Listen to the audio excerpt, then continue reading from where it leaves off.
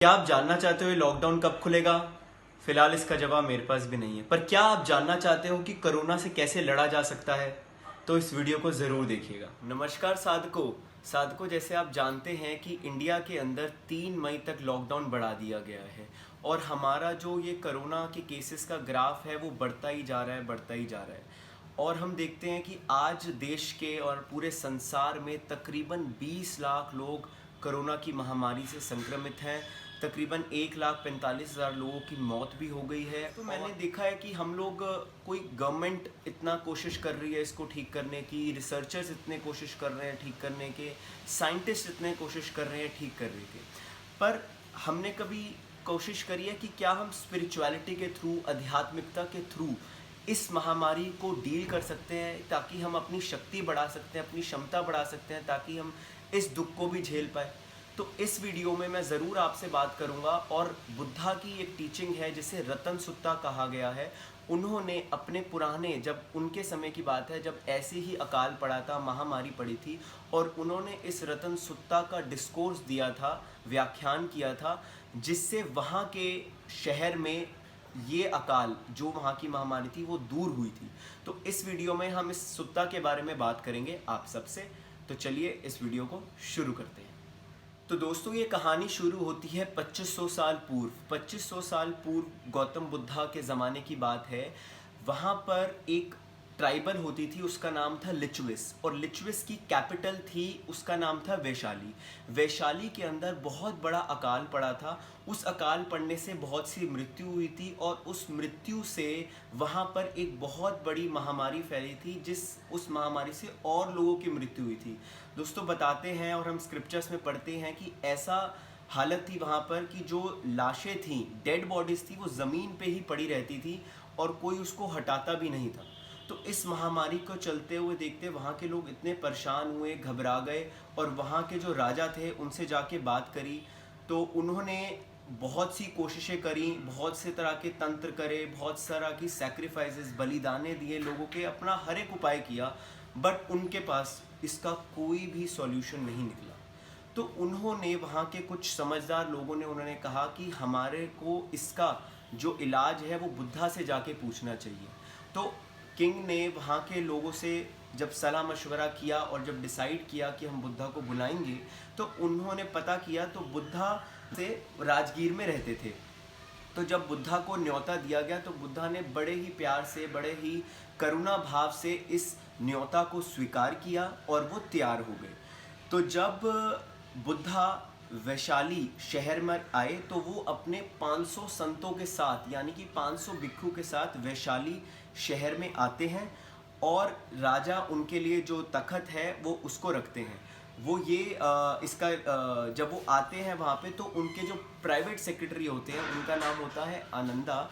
आनंदा को कहते हैं कि तुम वैशाली शहर में मेरा पॉट लेके, भिक्षु का पॉट होता है जिसमें वो अपना खाना खाते हैं, उस पॉट को लेके पानी लेके मेरे इस पूरे वैशाली शहर में स्प्रिंकलिंग करो, यानी कि छिड़काव करो उसका, जो इन लिचविस के लोगों के साथ जाके। तो वो आनंदा, उनके कहने पे वो काम करते हैं। पूरे शहर पे वो पानी फेंक कर आते हैं। उसके बाद जब वो वापस आते हैं तो बुद्धा उनकी वेट कर रहे होते हैं, आनंदा की, और उसके बाद ये रतन सुत्ता को शुरू करते हैं। दोस्तों, रतन सुत्ता के अंदर 17 दोहे हैं। ये पाली भाषा में दिया गया है और ये एक पोयम की भाषा में बुद्धा ने बताया है। तो दोस्तों, रतन सुत्ता में बुद्धा ने क्या शब्द दिए हैं, अब हम उस पर बात करेंगे।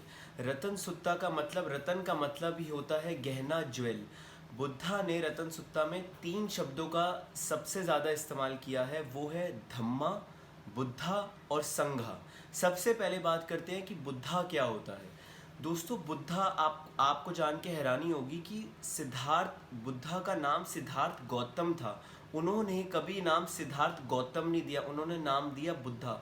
और बुद्धा वो होता है जिसको बोधि प्राप्त होती है, जो अपने परिश्रम से, अपनी मेहनत से, अपनी पुरुषार्थ से जो बोधि हासिल करता है उसे बुद्धा कहते हैं। जो कि शीला, समाधि और प्रज्ञा में अपने आप को पुष्ट करता है, उसे हम बुद्धा कहते हैं। शीला क्या? हत्या ना करना, चोरी ना करना, व्यभिचार ना करना, नशे पादा का सेवन ना करना और झूठ ना बोलना।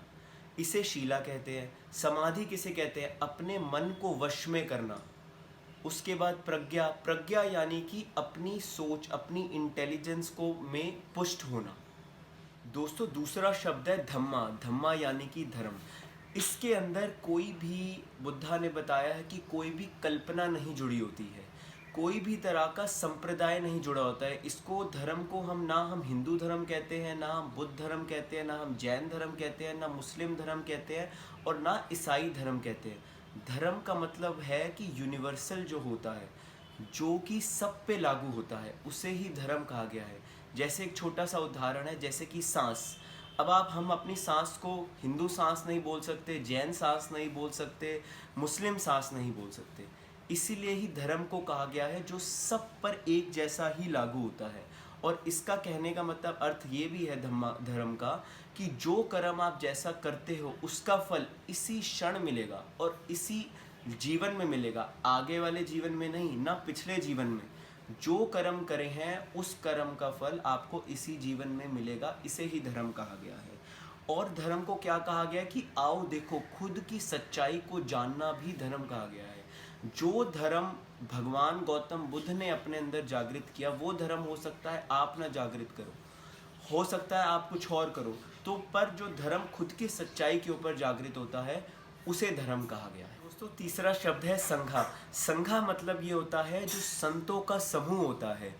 गौतम आदित्य बुद्धा के जो संघा थे, यानी कि जो उनके साथ संत थे, जो भिक्खु थे, उनके संघ को, उनके जो डिसाइपल्स थे उनको हम संघा कहा गया है। और संतों का अर्थ यही होता है जो खुद के संघर्ष से संत बनता है, उसे ही संघा कहा गया है। उनकी टीचिंग्स के अंदर संघा की 4 पर्सनैलिटीज़ बताई गई हैं और उन 4 पर्सनैलिटीज़ को उनमें बांटा गया है।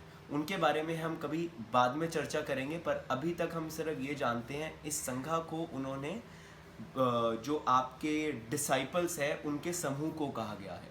ठीक है, तो दोस्तों इसी तरह ये तीनों रतन के बारे में रतन सुत्ता में बताया गया है गौतम आदित्य बुद्ध। तो दोस्तों आपने ज़रूर हमेशा सुना होगा बुद्धा की टीचिंग्स में उन्होंने इन 3 शब्दों पे ज़रूर ध्यान दिया है और कहा है धम्मम शरणम गच्छामि, बुद्धम शरणम गच्छामि और संघम शरणम गच्छामि। शरण किसकी? इन 3 क्वालिटीज़ की शरण। ये 3 क्वालिटीज़ हैं जिसकी हमें शरण लेनी है। तो दोस्तों जब बुद्धा ने रतन सुत्ता के ज़रिए वहाँ पर जब डिस्कोर्स दिया उस एरिया में, वो डिस्कोर्स देने के बाद वहाँ पर जो वातावरण था ऐसे बदला कि वहाँ पर जो ये महामारी और जो जितनी भी बुरी ताकतें वहाँ पे थी वो सारी धीरे धीरे दूर होने लगी। अकाल की जो स्थिति है वो धीरे धीरे ठीक होने लगी और वहाँ पर एक खुशी का माहौल लोगों के बीच में आया। वहाँ पे बारिश भी पड़ी और फिर वहाँ पर जो प्रॉब्लम, जो समस्याएं चल रही थी उससे दूर हुई। और ये सब जो हो पाया वो सिद्धार्थ गौतम बुद्धा और उनकी जो टीचिंग्स है उसके थ्रू हो पाया। और उन्होंने, जैसे मैंने आपको बताया कि वो हमेशा अपनी टीचिंग्स के अंदर मैत्री भावना हमेशा देते थे।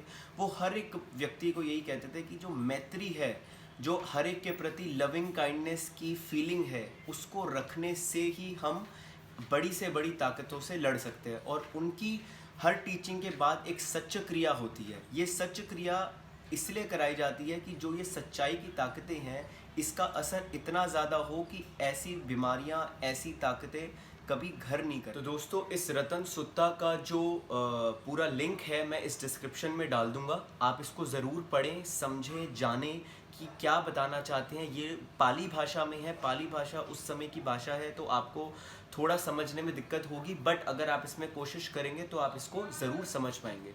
दोस्तों अगर ये आपको मेरी वीडियो पसंद आई हो और जो मैंने आपको नॉलेज दी है अगर वो आपको पसंद आई हो तो इस वीडियो को ज़रूर लाइक करें, सब्सक्राइब करें और शेयर करें और ज़्यादा से ज़्यादा अपने दोस्तों में, अपने रिश्तेदारों में, अपने आसपास के लोगों में शेयर करें ताकि रतन सुत्ता के बारे में और बुद्धा की कहानी के बारे में लोगों को पता लग पाए। तो कोई विपश्यना साधना के बारे में कुछ पूछना है या कोई आपके क्वेश्चंस हैं पाली भाषा के बारे में, कहाँ से सीखे, कहाँ से समझे, तो मुझे ज़रूर कमेंट सेक्शन में लिख के बताएं। मैं आपकी ज़रूर मदद करूँगा आपकी प्रॉब्लम सॉल्व करने के लिए। आप सभी का बहुत बहुत धन्यवाद। चलिए, थैंक यू।